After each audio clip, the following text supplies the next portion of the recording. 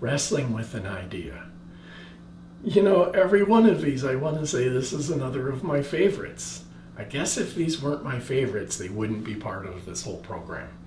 I've taken all the ones that have proven to be really successful, not only with myself, but with other people, and assembled them all together. Wrestling with an idea is so powerful. It's a concept I learned when I was a monastic, and this is a part of so many different traditions in the world of looking for deeper understanding. And what the idea is not to just jump at the first conclusion when you hear a question or a concept or an idea, but to wrestle with it, to fight with that idea until it gets deeper. And the longer you fight with it and the more you hold on and wrestle with it, the more you start to understand it. So typically, we've been taught that when somebody gives us a question, we should have an answer right away. We've got these timed quizzes and timed tests that say the process is supposed to be as fast as possible to come to an answer. We've been conditioned into that. And in order for us to understand things deeper, we have to break that mold. We have to hold on to an idea and work with it for a long period of time. And by long, I don't mean a half an hour. I mean, here's an idea. Think about this. And don't stop thinking about this for 8-10 months. Keep returning to that idea and keep working with it. That gives us a completely different insight into that idea. So what do we wrestle with? Well, that depends on where we are. So if we're in the manage stage and we're kind of new at dealing with the whole process and the whole condition in its first place, we don't want to wrestle with anything too complex.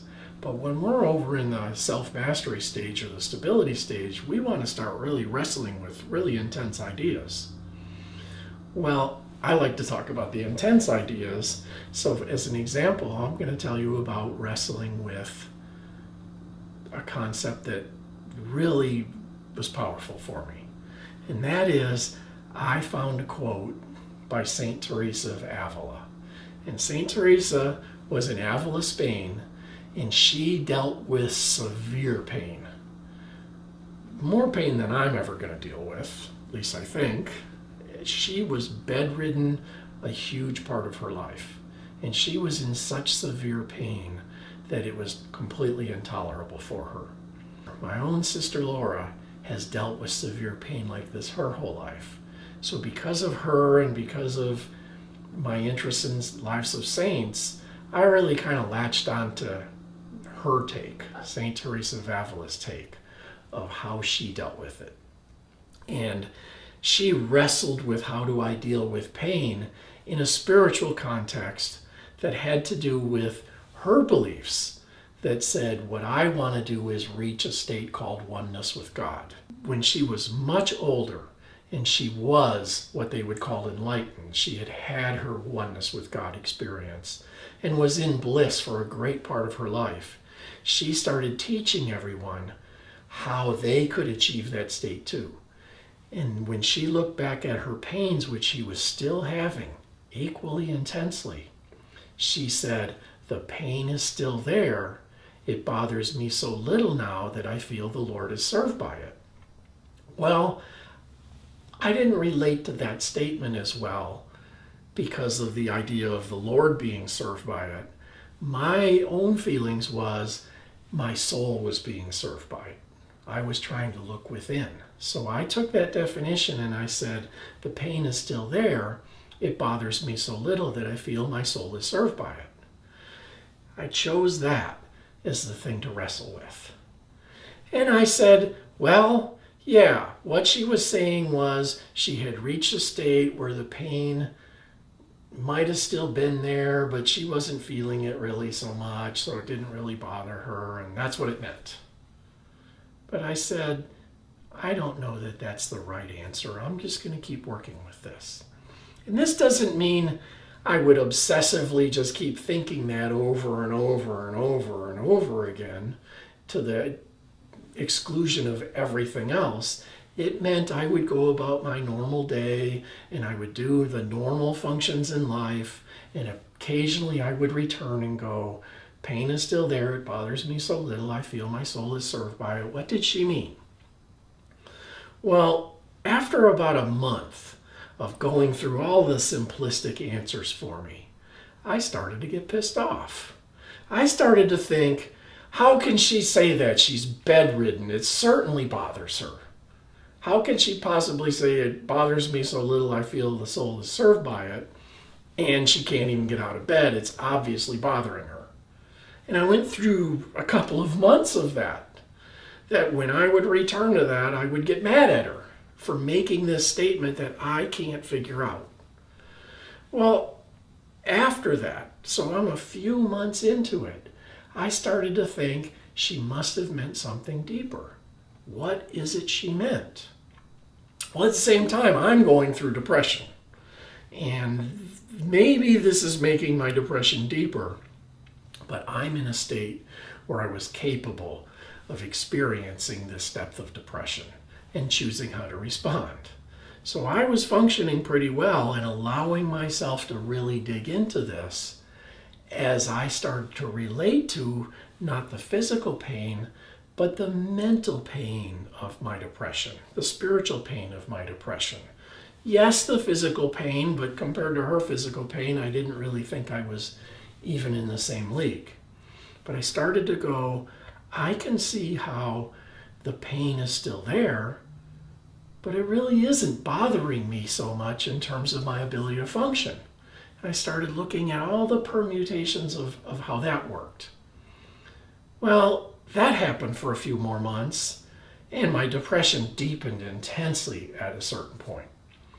I started to go, wait a minute, I'm really starting to get what she meant. I'm having an experience that puts her statement into a context for me. The pain is still there. It doesn't bother my soul so much, even though it does outwardly bother me. And it started to separate for me from what she really meant was the pain is still there, physically for her, physically, mentally, emotionally, spiritually. For me, it's still there. As a matter of fact, I'm experiencing it even more intensely because I'm not fighting against it. I'm not suffering the experience, I'm feeling the experience. While I'm feeling this experience, I'm functioning normally, and I'm reminding myself periodically of this statement and trying to figure out what it means. As I kept working with this, 8 to 10 months into it, it really started to deepen for me.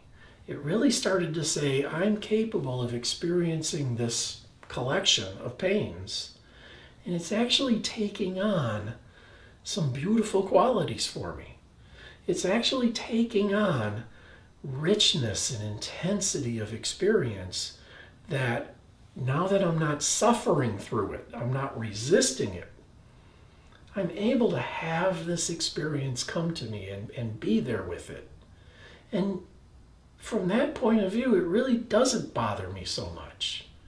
I feel it in all its intensity, but maybe bother has something to do with suffering. It's not bothering me to feel this experience. I am feeling this intense experience, and I'm choosing how to respond to that experience. It bothers me so little that I feel my soul is served by it. I feel deeply inside that I'm learning from this experience.